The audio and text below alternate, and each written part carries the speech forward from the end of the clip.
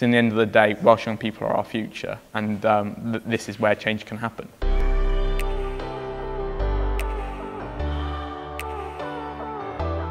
This is a really exciting opportunity for Welsh young people to get involved in Welsh politics. It's not the usual party political stuff, but it's actually getting involved and making changes on things that really affect young people. It's the topics that you're discussing aren't politics, it's everyday life, the environment, your schools, your health services, it's everything that matters. Because it's not just about what's major at that time, but actually what's important to them and what's important to their life.